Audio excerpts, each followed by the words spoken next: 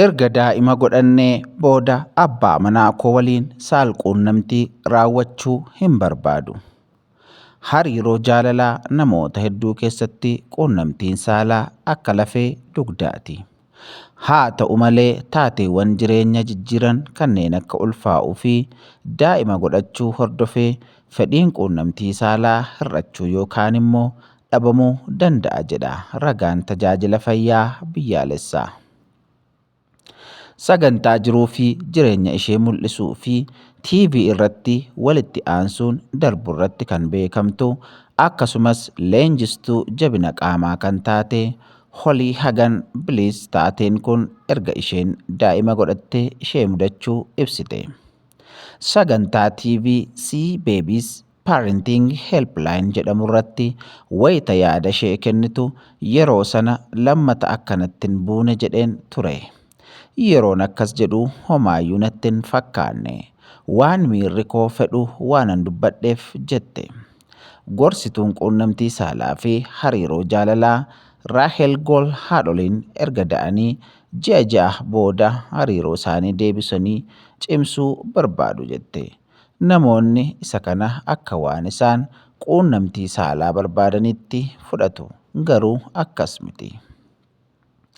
Holly Hagan Bliss erga bara 2023 daa'ima ishee Alfaa Jaaksii godhattee fedhiin quunnamtii saalaa ishee hir'achuu himte. Ergasii hariiroo kamuu abbaan manaa ishee waliin dhaabdeetti.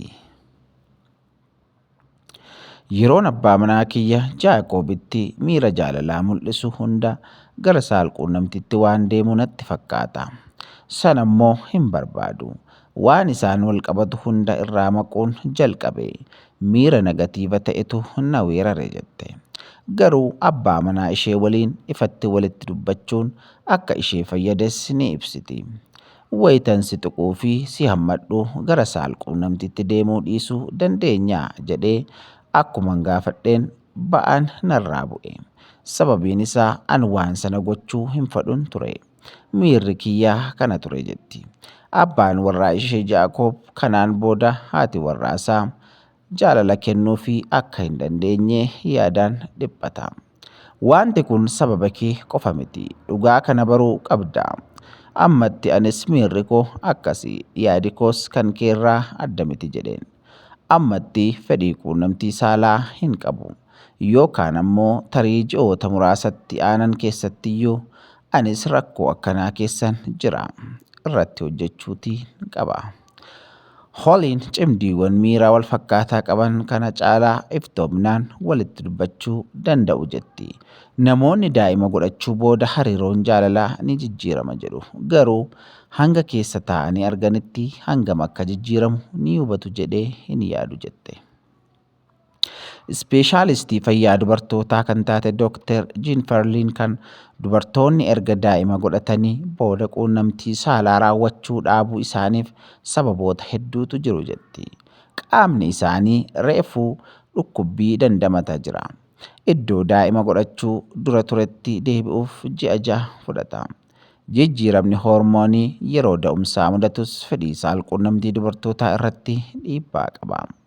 Hoormooniin dubartootaa maddisiisan estiroojinii fi piroojestirooniin jedhamaniis akkaan hir'ata. Hoormooniin kun hanga isaa hir'annaan ammoo qaamni saala dubartii ni goga'a. Kun ammoo wayita quunnamtii saalaa dhukkubbiif nama saaxila jechuun ibsiti Dr. Jennifer Lincoln. Namoonni akka waan marsaan laguu dhaabbachuun qoftii hanga hoormoonii dubartoonni maddisiisan hir'isuutti fudhatu. Garuu da'umsa booda guyyoonni jiranis haala kanaaf dubartootaaf ni saaxilu. Daa'ima erga godhatanii booda fedhiin saalquunnamtii hir'achuun dubartoota qofaa miti kan mudatu. Ji'a 3 dura daa'ima kan godhatte dhaggeeffattuun sagantaa CBB's Parenting Helpline Frankiin abbaan manaa ishee fedhii quunnamtii saalaa dhaabuu himte. Yeroo sanatti qaama kiyya jibbeen ture. Hiriyyaa jaalalaa kiyyarraa xiyyeeffannaa addaa na barbaachisee ture. Inni garuu fedhii quunnamtii saalaa na waliin gochuu akka inni hin qabneen hubadhe. Achumattiin hadoodee hafe jechuun waan ishee mudates ibsiti. Raakel dhiironni yeroo baay'ee waan isaan mudate dubbachuu irratti ni qoramu jetti. Abbaa ta'uun dhiirotatti waan baay'ee fidee dhufa. Sababa quunnamtii saalaa irraa isaan fageessus ta'a. Jarmiyaa NCT kan dhimma daa'immanii fi da'umsa hordofu keessatti ogeettii fayyaa kan taate Fileeyur Paarker dhiironni miira akkanaaf xiyyeeffannaa kennanii irratti hojjechuuf dursa kennuu dhaabuun rakkoodha jetti. Miira kee baastee michuu kee waliin dubbachuun baay'ee fayyada.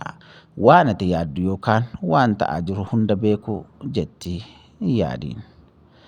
Egaan wanti kun namoonni tokko tokko keessumatti dubartoonni da'umsa booddee fedhiin isaan qaban maal akka fakkaatu baruuf nama gargaara.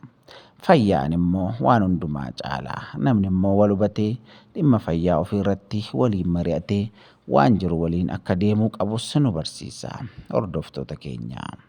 Sagantaalee barsiisoo fi bashannansiisoo ta'an akka kanaa argachuu yoo barbaaddan gonfoo miidiyaa sabiskiraayib gochuun waliif qooda. Eebbifamaa hiriyoota keessan bira akka ga'uuf sabiskiraayib laayik sheer gochuu hin dagatinaa. Galatoomaa yeroo gaarii qabaadhaa.